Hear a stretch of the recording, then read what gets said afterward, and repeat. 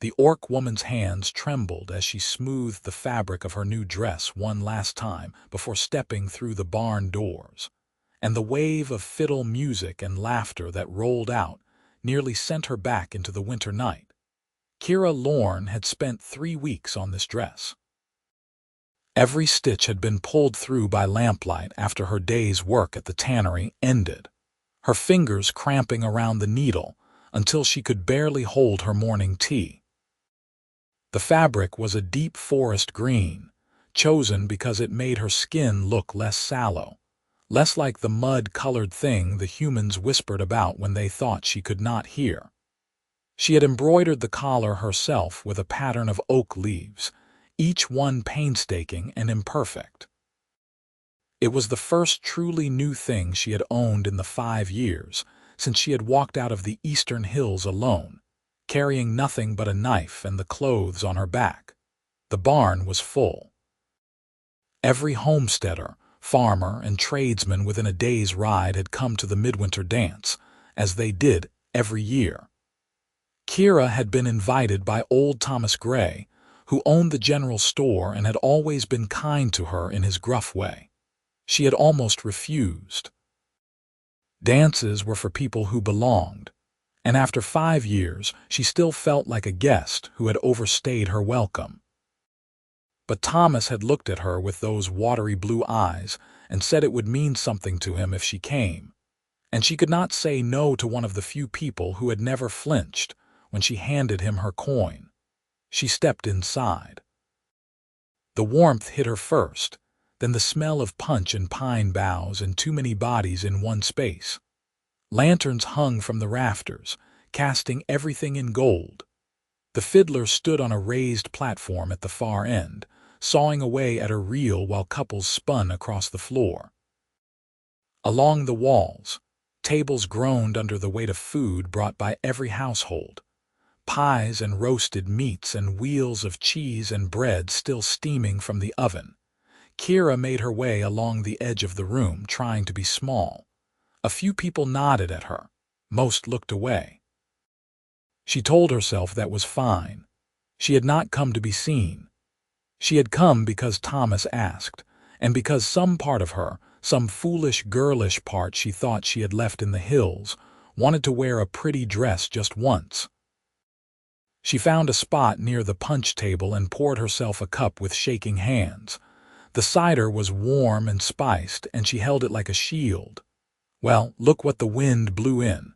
Kira's stomach dropped. She turned slowly. Victoria Hale stood 3 feet away, flanked by 2 other women Kira did not know well. Victoria had been the first person to speak to her when she arrived in the valley, back when Kira was still sleeping in a hay shed and stealing eggs to survive. Victoria had brought her a blanket and a loaf of bread, and for a few months they had been something like friends. Then Kira had been hired at the tannery, the same job Victoria's younger brother had wanted, and the friendship had curdled overnight into something poisonous. "Hello, Victoria," Kira said quietly. Victoria looked her up and down, her gaze lingering on the dress. Her lips curved into a smile that did not reach her eyes. "My goodness, did you make that yourself?" Kira's grip tightened on her cup. "Yes, how industrious." Victoria's voice was loud, louder than it needed to be. Conversations around them began to falter. Heads turned. "Though I have to say the stitching is a bit uneven, is it not? And that color, green on green, you look like a tree deer." One of Victoria's companions snickered.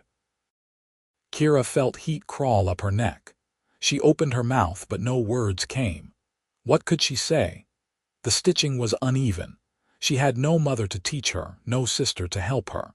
She had learned from a book she had borrowed from Thomas, and her hands were better suited to scraping hides than embroidery. "And the collar," Victoria continued, stepping closer. She reached out as if to touch it, and Kira flinched back. "So much effort for something so plain.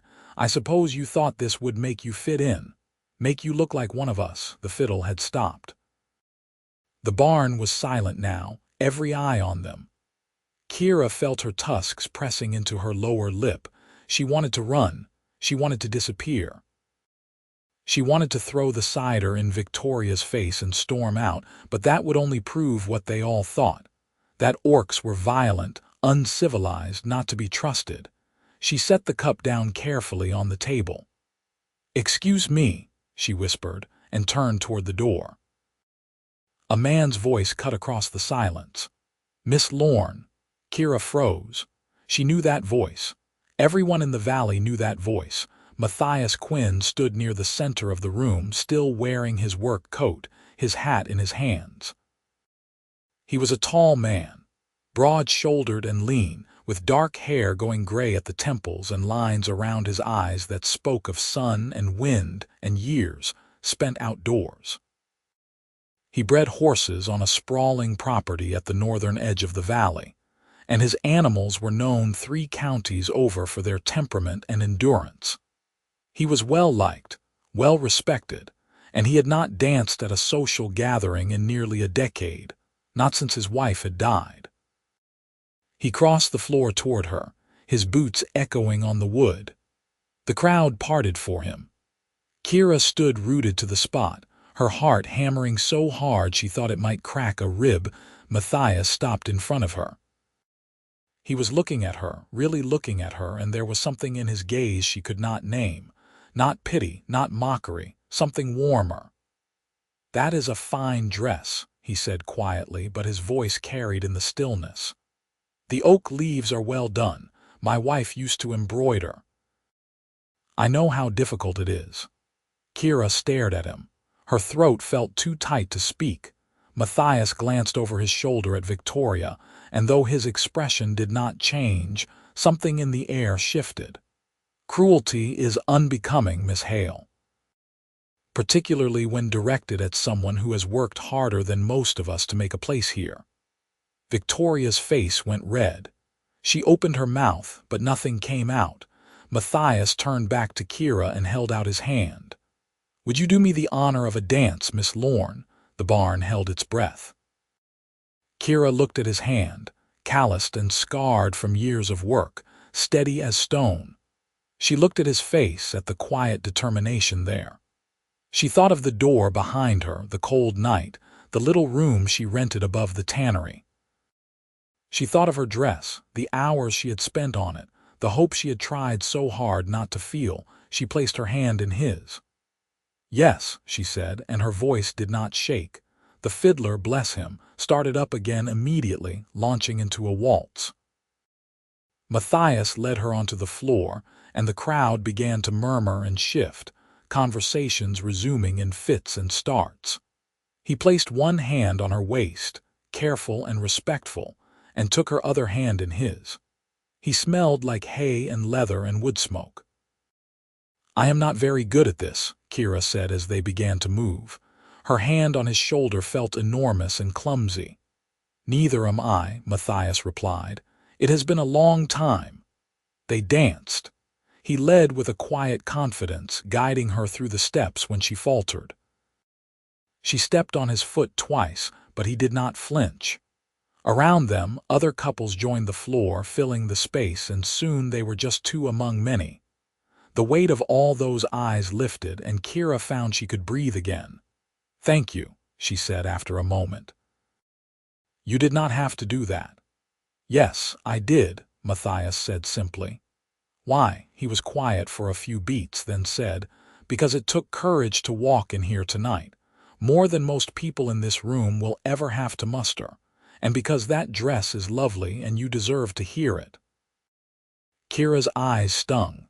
She blinked hard, focusing on the floor, on the movement of their feet. Victoria was right, though. The stitching is not very even. "The stitching is fine," Matthias said, and there was a firmness in his voice that left no room for argument. "And even if it were not, you made it with your own hands. That matters more than perfection." They danced through the end of the waltz and into the next song, a livelier reel that had them moving faster, laughing a little when she nearly tripped over her own feet. He caught her easily, steadied her, and they kept going. The fiddle sang, the lantern swayed, and the barn grew warmer as the night deepened. Other men asked Kira to dance as the hours passed, emboldened perhaps by Matthias's example, but it was always Matthias she found herself returning to. He would appear at her elbow between sets, offering her punch or a place to rest, and then the music would start again, and he would hold out his hand and she would take it. They did not talk much. There was no need. The dancing said everything. Somewhere near midnight, Victoria and her companions left. Kira saw them go, saw the stiff set of Victoria's shoulders, and felt a tiny flicker of something that might have been satisfaction. She smothered it quickly. She did not want to be the kind of person who took pleasure in another's humiliation, even if that person had tried to humiliate her first. The fiddler finally set down his bow as the first gray light of dawn crept through the cracks in the barn walls. People began to gather their coats and baskets, yawning and stretching. Kira's feet ached, and her dress was damp with sweat, but she felt lighter than she had in years. Matthias walked her to the door. Outside, the world was silver and still, the snow glowing under a sky just beginning to blush pink. Their breath plumed in the cold air. "Thank you," Kira said again, because the words felt inadequate but necessary. "For everything." Matthias settled his hat on his head. "May I drive you home?" "I brought the wagon." Kira hesitated. The tannery was only a 20-minute walk and she had come on foot, but her feet hurt, and the idea of riding instead of walking sounded like a mercy. "If it is not too much trouble." "No trouble at all." The wagon was hitched to a sturdy bay mare who nickered softly as they approached. Matthias helped Kira up onto the seat, his hand firm and warm even through her glove, then climbed up beside her. He clicked his tongue, and the mare set off at an easy walk, her hooves crunching in the snow. They rode in silence for a while. The valley was beautiful in the early morning, all rolling white fields and dark lines of trees, smoke rising from distant chimneys. Kira pulled her shawl tighter around her shoulders and watched the world wake up. "Why did you stop dancing?" she asked suddenly, then wished she could take the words back. It was too personal, too intrusive. "I am sorry, that was rude." Matthias shook his head. "It is all right." He was quiet for a moment, his gaze fixed on the road ahead. "My wife died 9 years ago. There was a fire. Our house burned. She was trapped inside. I got out." His jaw tightened. "Dancing was something we did together. After she was gone, it felt wrong to do it without her." Kira's chest ached. "I am sorry, so am I." He glanced at her, and there was something raw in his expression. But tonight it did not feel wrong. It felt like maybe it was time. She did not know what to say to that, so she said nothing. They rode the rest of the way in a companionable quiet, and when they reached the tannery, Matthias helped her down from the wagon with the same careful courtesy he had shown all night. "Good morning, Miss Lorne," he said, tipping his hat. "Good morning, Mr. Quinn," Kira replied. She watched him drive away, the wagon disappearing around the bend, and then she climbed the narrow stairs to her room and fell into bed still wearing her dress, too tired to even unlace her boots. She dreamed of dancing. Winter deepened. The days were short and brutal, the kind of cold that made your bones ache and your breath freeze in your lungs. Kira went to work at the tannery every morning before dawn and came home every evening after dark, her hands raw and reeking of lye. It was hard work, unpleasant work, but it paid enough to keep a roof over her head and food in her belly, and that was more than she had ever expected when she fled the hills. She did not see Matthias Quinn for 3 weeks. Then, on a bright afternoon in early January, he walked into the tannery with a saddle slung over his shoulder and asked if she could repair a broken strap. Kira looked up from the hide she was scraping, startled. "I can," she said slowly, "but John is better with saddles. He is in the back." "I would rather you did it," Matthias said, and set the saddle down on the counter. She wiped her hands on her apron and came over to examine it. The strap had snapped clean through, probably from age and wear. It was a good saddle, well made and well cared for. "I can have it ready in 2 days," she said. "No hurry." He leaned against the counter, casual and at ease. "How have you been, Miss Lorne?" "Well enough." She ran her fingers over the leather, assessing the work. "And you, busy?" "Foaling season is coming, and I have 3 mares due in the next month." "That must be exciting." "It is," he agreed. "Also terrifying. Every year I worry something will go wrong." She glanced at him. "But it does not, does it? Everyone says your horses are the finest in the territory." He smiled a little at that, a small crooked thing that softened the stern lines of his face. "People are generous. People are honest." He studied her for a moment, and she felt the weight of his gaze like a physical thing. "Would you like to see them?" he asked. "The mares, I mean." "You could come by the farm sometime if you are interested." Kira's heart kicked against her ribs. "I would like that." "Sunday then? In the afternoon?" "Sunday," she echoed and tried not to smile too wide. He tipped his hat and left, and Kira stood there holding the broken saddle strap and feeling like the world had just tilted on its axis. Sunday was 4 days away, and they passed with agonizing slowness. Kira finished the saddle repair by Friday and set it aside, resisting the urge to deliver it early. Saturday dragged like a wounded animal. She cleaned her room, mended her spare dress, tried to read a book she had borrowed from Thomas and could not focus on a single word. Sunday dawned clear and cold. She dressed carefully, choosing her warmest wool skirt and a sweater that was only slightly frayed at the cuffs. She braided her hair, pinned it up, took it down, braided it again.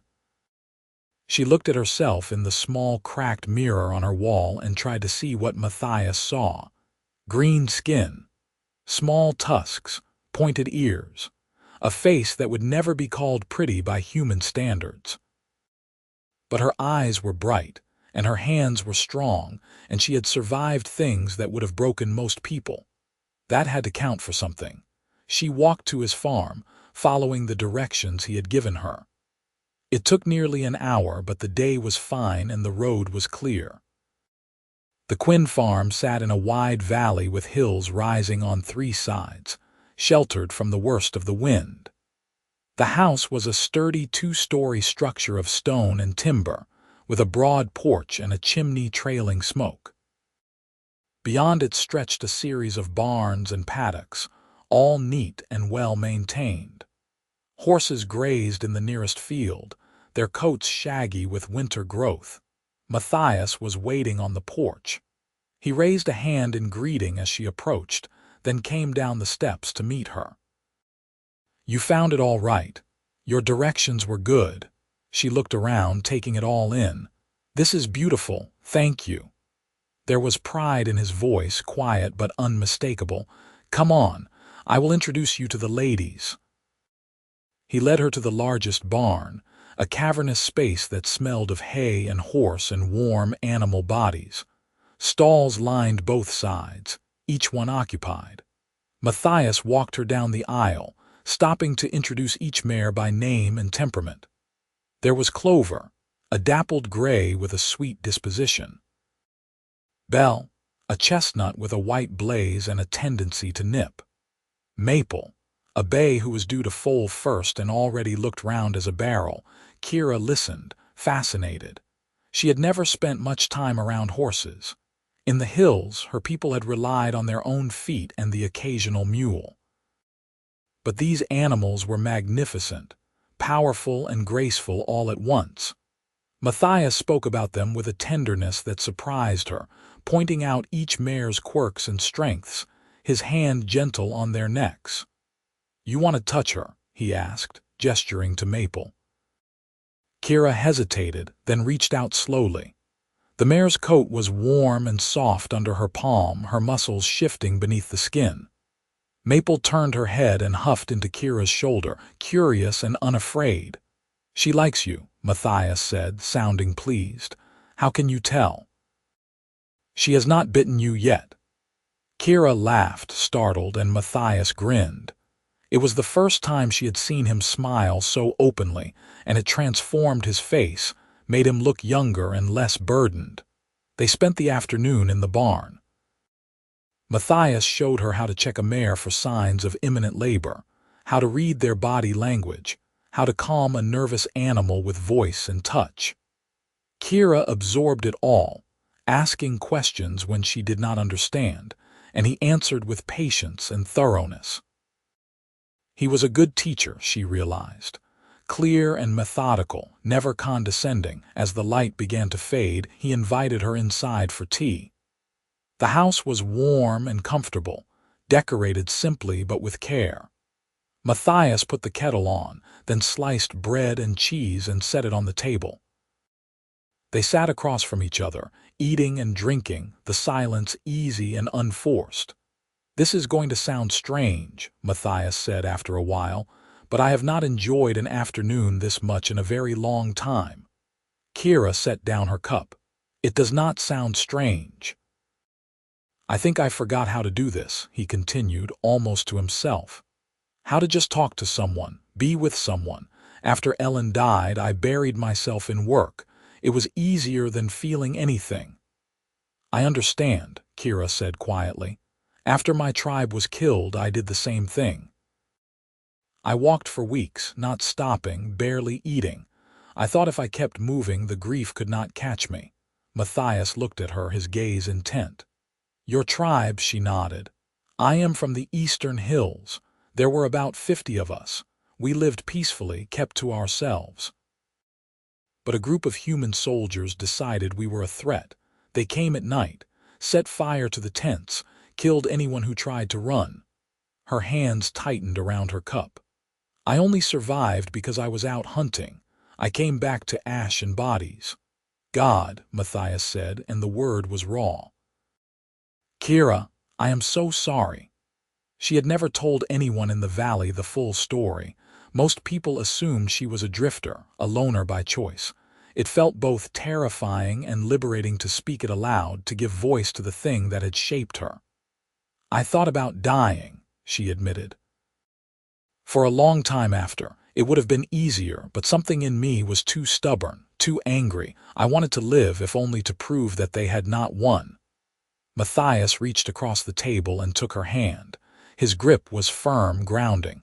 "I am glad you did. Live, I mean." She met his eyes and saw her own grief reflected there, and something else too. Understanding. Recognition. The knowledge that they had both walked through fire and come out the other side scarred but standing. "The night of the dance," Matthias said slowly. "When I saw you standing there and that woman mocking you, I saw someone who had been brave enough to hope, to try. And I thought, if she can do that after everything she has probably been through, then maybe I can too." Kira's throat tightened. "You asked me to dance because you saw me as brave." "I asked you to dance because you are brave," he corrected. "And because you deserved better than cruelty. And because I wanted to." He squeezed her hand, then let go, looking almost embarrassed. "I have thought about you every day since." Her heart was pounding so hard she could hear it in her ears. "I have thought about you too." They sat there, the weight of the admission hanging between them, fragile and precious. Outside, the sun had set, and the world was blue with twilight.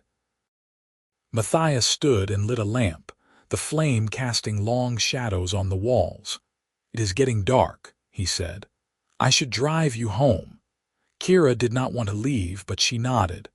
They bundled up and went out to the wagon, and the ride back to town was quiet, both of them lost in their own thoughts.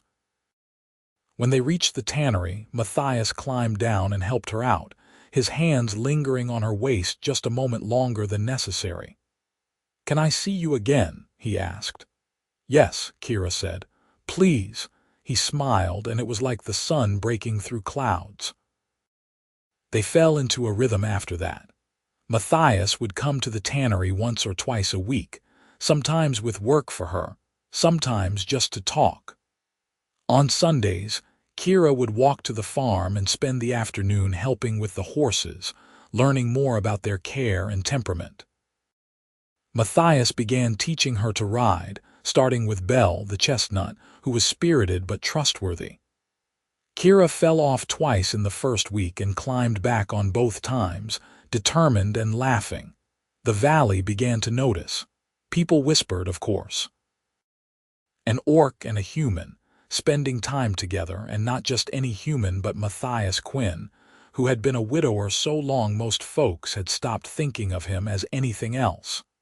Some of the whispers were kind, even approving. Others were not. Victoria Hale, predictably, was among the loudest detractors, spreading rumors that Kira had bewitched him, that she was after his land, that it was unnatural and shameful. Matthias ignored the talk with a stoicism that Kira admired and envied. When she mentioned it, tentative and worried, he shrugged and said people would always find something to gossip about, and it was none of their business anyway.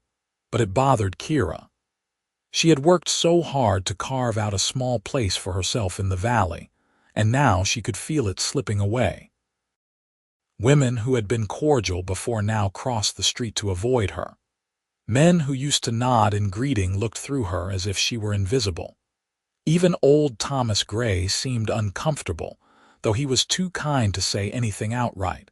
February came, and with it the foaling. Matthias sent word one evening that Maple had gone into labor, and Kira left work early and ran the whole way to the farm, her breath tearing at her lungs. She found him in the barn, kneeling in the straw beside the mare, his sleeves rolled up and his face tight with concentration. "Is she all right?" Kira asked, dropping to her knees beside him. "I think so. The foal is positioned correctly, but it is taking longer than I like." He glanced at her, and some of the tension in his face eased. "I am glad you are here." They worked together through the night, Matthias guiding her hands, showing her what to watch for. Maple labored for hours, her sides heaving, her eyes rolling. Kira spoke to her in a low, steady voice, the same way Matthias had taught her, and the mare seemed to calm under her touch. Just before dawn, the foal came in a rush of fluid and membrane, a tiny perfect creature with spindly legs and a white star on its forehead. Matthias sat back on his heels, exhaling hard. A colt, thank God. Kira watched transfixed as the foal struggled to stand, all wobbling limbs and determination. Maple turned and began to clean him, her tongue rough and loving. It was the most beautiful thing Kira had ever seen. "You did well," Matthias said, looking at her with something like awe. "Really well. Most people panic their first time. I had a good teacher." He reached over and tucked a stray lock of hair behind her ear, his fingers lingering against her cheek. "Kira," he said, and her name in his mouth sounded like a prayer. She leaned into his touch, her eyes closing. "Yes." "I am falling in love with you." Her eyes flew open. He was looking at her with an intensity that made her feel stripped bare, vulnerable and seen. "Matthias," she whispered. "I know it is complicated," he said. "I know people will not make it easy, but I do not care. You have brought something back into my life I thought was gone forever, and I cannot pretend I do not feel this." Kira's vision blurred. She had not let herself hope for this, had not dared to imagine that he might feel the same way she did.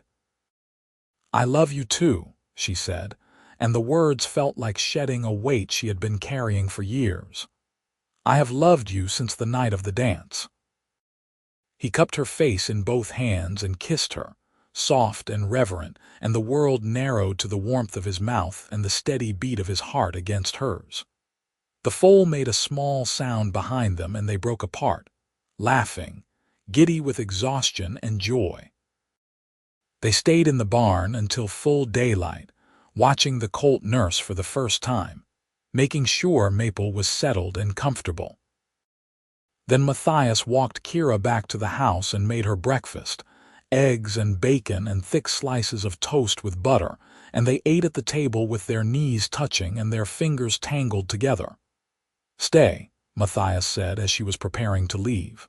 "Just for the day. Rest here. You can sleep in the spare room, and I will wake you when it is time for supper." She should have said no. She had work in the morning, and people would notice if she did not come home. But she was so tired, and the house was so warm, and she did not want to leave him. "All right," she said. He showed her to a small room on the second floor, clean and simply furnished. Kira lay down on the bed fully clothed and was asleep before he even closed the door. She woke to the smell of stew and the sound of Matthias moving around in the kitchen below. The light outside was golden, late afternoon slanting through the window. She had slept for hours. She splashed water on her face from the basin on the dresser, finger-combed her hair and went downstairs. Matthias looked up as she entered, his face softening. "Good sleep." "The best I have had in years." They ate together, talking about small things, easy things. The colt, whom Matthias had decided to name Starling. The weather, which was supposed to turn milder. A book Kira had been reading. It was domestic and ordinary and perfect. As the evening deepened, Matthias drove her back to town. Before she climbed down from the wagon, he caught her hand. "I want to court you properly," he said. "I want everyone to know you are mine if you will have me." Kira's heart felt too big for her chest. "I will have you," she said. "I want that too." But the valley had other ideas. The rumors intensified over the following weeks. Kira began to find her work at the tannery sabotaged, hides ruined with slashes that she knew she had not made, tools going missing. John, her supervisor, started watching her with suspicion, questioning her about mistakes she had not committed. She said nothing, just worked harder, stayed later, tried to prove herself again. Victoria Hale escalated. She stood outside the tannery one afternoon and loudly told a group of gathered women that Kira was using dark orc magic to ensnare Matthias, that he was not in his right mind, that someone needed to intervene before he made a terrible mistake. When Kira came out and heard this, Victoria smiled at her with poisonous sweetness and said, "Oh, do not mind us, dear, just concerned for our friend." Matthias heard the talk and was furious. He confronted Victoria in the middle of the street, his voice cold and cutting. "You will stop spreading lies about Miss Lorne, or I will make it very clear to everyone in this valley exactly what kind of person you are." Victoria's face went white, then red. "You are defending her over your own kind, over people who have known you your whole life." "I am defending a good woman from a cruel one," Matthias said. "And if you have a problem with that, it is yours to bear, not mine." The confrontation became the talk of the valley. Some people sided with Matthias, saying he had every right to spend time with whomever he chose. Others sided with Victoria, muttering that orcs were not to be trusted and that Matthias was dishonoring his late wife's memory. Kira began to wonder if loving him was fair to him. He had a life here, a reputation, a place. She was jeopardizing all of that. She told him as much one Sunday afternoon, standing in the barn with tears streaming down her face.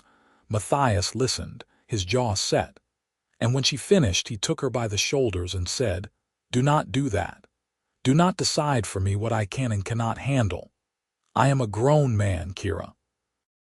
I know what I am choosing. But your reputation means nothing if I have to live a half-life to keep it." His grip tightened, not painfully but firmly. "I lost Ellen because I was not fast enough, not strong enough to save her. I have carried that guilt for 9 years, and it nearly killed me. And then you walked into that barn in your green dress, and for the first time since the fire I felt something other than grief. I felt hope. I felt alive." He shook his head, his eyes fierce. "I will not lose you because some people cannot see past their own prejudice. I will not." She kissed him then, hard and desperate, and he kissed her back with a hunger that made her knees weak. They broke apart gasping, and he rested his forehead against hers, his hands framing her face. "I need to tell you something," he said quietly. "About the fire, the whole story. I have never told anyone, but I need you to know." They sat down in the hayloft, side by side, their legs dangling over the edge. The horses moved below them, peaceful and untroubled. Matthias was silent for a long moment, gathering himself. "Ellen and I had a fight that night," he began, his voice low. "About something stupid, I do not even remember what. I was angry and I left. Went to the barn to cool off. I was out here when I saw the flames." He swallowed hard. "The house went up so fast. Later they said it was a candle, knocked over somehow. By the time I got there, the whole first floor was burning. I tried to get inside, but the smoke was too thick. I could hear her screaming my name, and I could not reach her." Kira took his hand, threading her fingers through his. "They pulled me out," Matthias continued. "Neighbors, friends, held me back while the house collapsed. She died in there, and I was standing outside, and the last words I said to her were angry ones. I have relived that night 1,000 times. Wondered what would have happened if I had stayed, if I had not left her alone, if I had been faster or braver or better." "It was not your fault," Kira said fiercely. "My head knows that. My heart does not." He looked at her, his eyes red-rimmed. "But being with you, it eases something.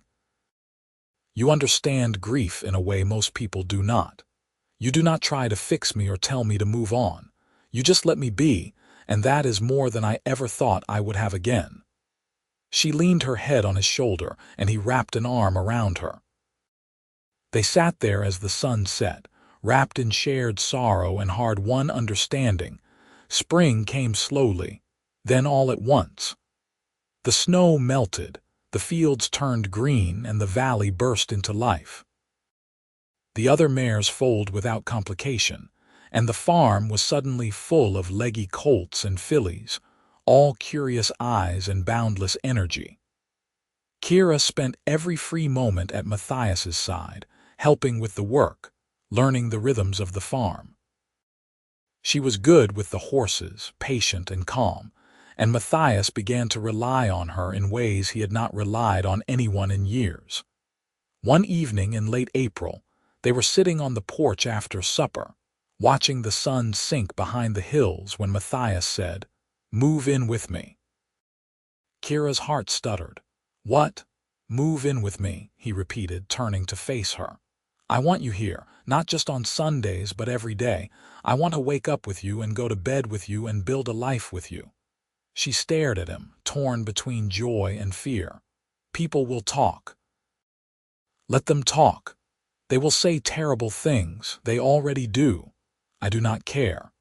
He took her hands, his gaze steady. "Kira, I love you, I want a future with you, and I am tired of pretending that what other people think matters more than what we feel." She thought of her tiny room above the tannery, cold and cramped and lonely. She thought of this house, warm and welcoming, and the man sitting beside her, offering her everything she had ever wanted but never believed she could have. "Yes," she said. "Yes, I will move in with you." He kissed her, and the porch light spilled gold around them. She gave notice at the tannery the next day. John was not sorry to see her go, and Kira did not bother pretending she would miss the work. She packed her few belongings and carried them to the farm in a single trip. Matthias helped her settle into what had been the spare room, though they both knew she would end up in his bed before the week was out. The valley reacted predictably. Some people shunned them outright. Others were quietly supportive, stopping by the farm with gifts of food or offers of help. Old Thomas Gray came by one afternoon with a bottle of whiskey and told Matthias he was happy to see him living again, and that anyone who could not see what a fine woman Kira was could go hang. Victoria Hale, however, was not finished. She spent the spring and summer spreading a new rumor. That Kira had been part of a war band in the hills, that she had killed humans, that Matthias was living with a murderer. It was a vicious, baseless lie, but it spread like wildfire. People who had been warming to Kira began to pull away again, eyeing her with suspicion and fear. Matthias was ready to confront Victoria again, but Kira stopped him. "It will only make things worse," she said. "She wants a reaction. If we ignore her, she will run out of steam." But Victoria did not run out of steam. In August, she went to the magistrate and formally accused Kira of theft, claiming that a silver locket had gone missing from her home, and that Kira had been seen near the property. It was absurd, easily disproven, but it meant a hearing, and the humiliation of standing before the community and defending herself. Matthias stood beside her at the hearing, his presence a bulwark against the sea of hostile faces. Victoria testified, her voice dripping with false sincerity, painting a picture of Kira as a conniving thief who had wormed her way into Matthias's life and was now stealing from good honest folk. Kira listened, her hands clenched in her lap, her jaw tight.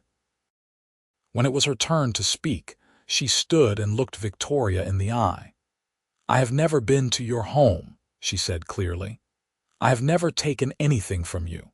The only thing I am guilty of is living my life in a way you disapprove of, and that is not a crime." The magistrate, an older man named William Carter, looked skeptical of the whole affair. "Miss Hale, do you have any proof that Miss Lorne was near your property on the date in question?" Victoria hesitated. "Well, no, and do you have any witnesses who saw her take the locket?" "No, but everyone knows. What everyone knows is not evidence," Carter said, his tone sharp. "This is a waste of the court's time, Miss Hale. Case dismissed." The room erupted in murmurs. Victoria stood there, her face flushed with anger and shame. Matthias took Kira's hand and led her out, and they walked home in the fading light, neither of them speaking. That night in bed, Matthias held her close and said, "She will keep trying. She cannot stand to see you happy." "I know," Kira said, "but we will keep standing up to her, together." He kissed her temple. Together. As summer turned to autumn, the talk finally began to die down. Victoria's lies had been exposed and public opinion slowly shifted. People saw that Kira was not a threat, that she worked hard and kept to herself and made Matthias happier than he had been in a decade. Invitations began to trickle in again, cautious and tentative. Kira and Matthias attended a harvest festival in September, and while there were still a few cold shoulders, there were also warm greetings and children who were fascinated by Kira's tusks and asked polite, curious questions. Victoria, meanwhile, had overplayed her hand. Her constant attacks on Kira had made her look petty and obsessed, and people began to avoid her. She had alienated friends, damaged her reputation, and gained nothing. Kira almost felt sorry for her. Almost. In October, Matthias took Kira to the site where his old house had stood. It was just a field now, wildflowers growing over the ashes. He had never rebuilt, never even cleared the land. It had been easier to leave it alone, a monument to his grief. They stood there in the cool autumn air, and Matthias said, "I used to come here and torture myself." Replay that night, imagine all the ways I could have saved her. But I have not been here in months, not since I met you. Kira looked at him, the way the wind ruffled his hair, the lines of sorrow and strength in his face. "Do you think she would have wanted you to be alone forever?" "No," he said after a moment.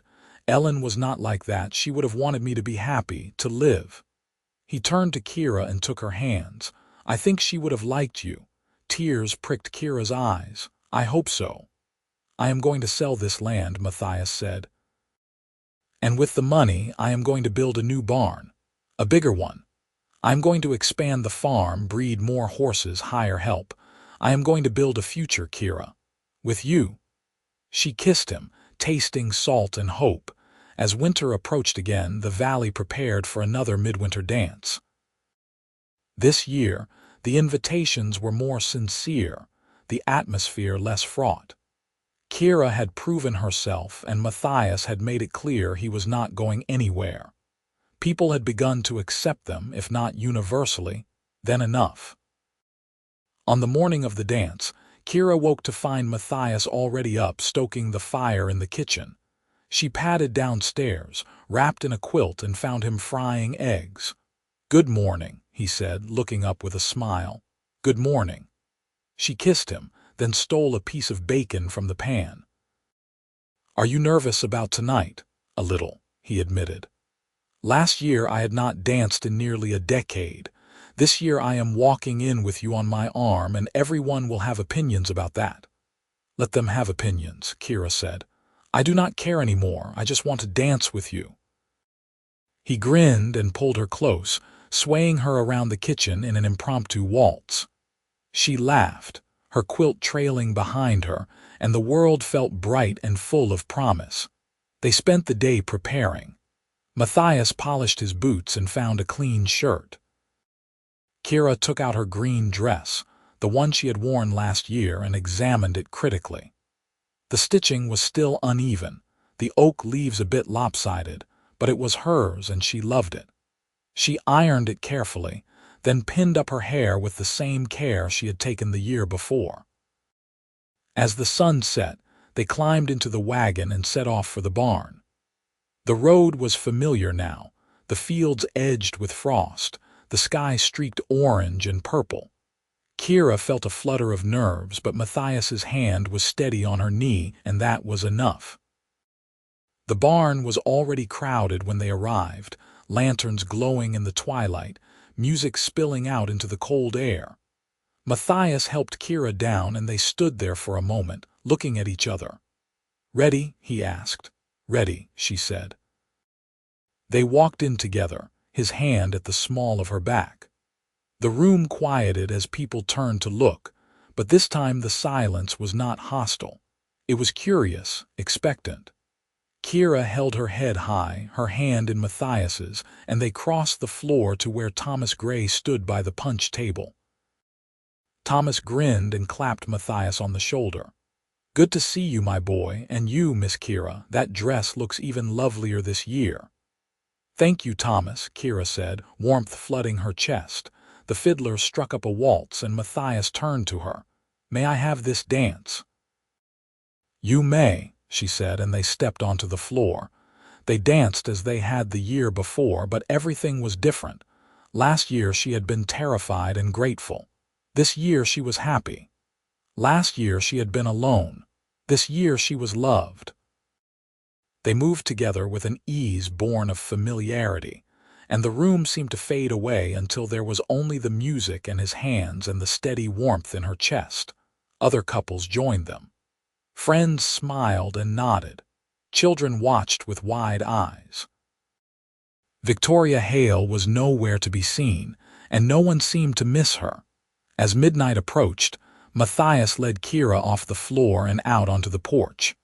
The air was crisp and cold, the stars bright overhead. He wrapped his coat around her shoulders and pulled her close. "I have something to say," he said, his voice low. Kira looked up at him, her heart suddenly racing. "All right." He reached into his pocket and pulled out a small box. Her breath caught. He opened it, revealing a simple silver ring set with a single small stone. "Kira Lorne," he said, "I want to marry you. I want to build a life with you, raise horses with you, grow old with you. I want to wake up beside you every morning and fall asleep beside you every night. Will you marry me?" Kira's vision blurred and she realized she was crying. "Yes," she whispered. "Yes, Matthias, I will marry you." He slipped the ring onto her finger and it fit perfectly. Then he kissed her and she kissed him back, and the world spun around them, bright and wild and full of hope. They went back inside to tell Thomas, who let out a whoop and immediately announced it to the whole room. People cheered and clapped and swarmed them with congratulations. Someone pressed a cup of punch into Kira's hand, and someone else started playing a lively reel, and she and Matthias danced until the first light of dawn crept through the cracks in the walls. This time, when they left together, riding home in the wagon as the world woke up around them. Kira rested her head on Matthias's shoulder, the ring heavy and precious on her finger, and thought about how much had changed in a single year. They were married in the spring, a small ceremony on the farm with Thomas as witness and a traveling preacher officiating. Kira wore a new dress, blue this time, that she had sewn with Matthias's help. He was terrible at sewing, all clumsy stitches and pricked fingers, but she loved every uneven seam because it meant he had made it with her. The valley came to the wedding, more people than Kira had expected. They brought gifts and well wishes and stayed for the celebration afterward, eating and drinking and dancing in the yard. Even a few orc traders who passed through the area heard about the union and stopped by to offer their blessings, and Kira felt a sense of belonging she had not felt since she lost her tribe.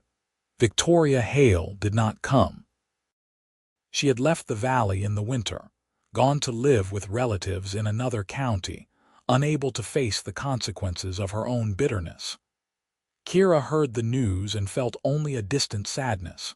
She hoped, for Victoria's sake, that she would find peace somewhere. The years that followed were good ones. Matthias expanded the farm as he had promised, building a new barn and buying more land. Kira proved to have a gift for training horses, especially the difficult ones that other trainers had given up on. Together they built a reputation that stretched far beyond the valley. People came from all over the territory to buy their stock, and every one of them left with a story about the human man and the orc woman who had built something beautiful together. 3 years into their marriage, Kira gave birth to a daughter. They named her Petra, and she had her mother's green skin and her father's dark eyes. She was loud and curious and fearless, and Matthias doted on her shamelessly. 2 years later came a son, Yannick, who was quieter but no less determined. The farm rang with the sound of children's laughter, and the house that had once been a shrine to grief became a home full of life. On the 5th anniversary of the night they met, Matthias and Kira returned to the barn for the midwinter dance. Petra and Yannick stayed home with Thomas, who had appointed himself honorary grandfather and took the role very seriously. The barn was warm and crowded, the fiddle playing the same songs it had played 5 years before. They danced as they always did, moving together with the ease of long practice. Around them, the valley celebrated, and Kira thought about the girl she had been that first night, scared and hopeful, wearing a dress she had made with her own shaking hands.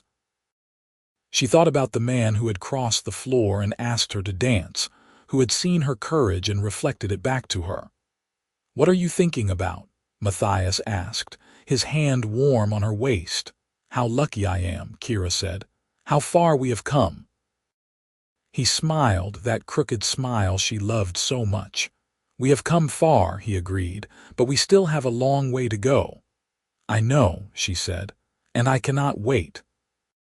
They danced until dawn as they had that first night, and when the music finally stopped and the lanterns burned low, they walked out into the cold morning hand in hand. The world was silver and still, waiting for the sun. Behind them, the barn emptied, people heading home to their own lives, their own loves.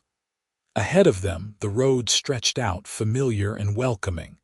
Matthias helped Kira into the wagon, and they set off toward home. The farm waited, and the children, and the horses, and all the ordinary beautiful days of a life they had built together from grief and hope, and the courage to keep dancing. As the wagon rolled through the snow, Kira leaned against Matthias's shoulder and watched the sun rise, painting the world in shades of pink and gold. The ring on her finger caught the light, and she smiled. They had danced through the darkness, and now they were dancing into the dawn.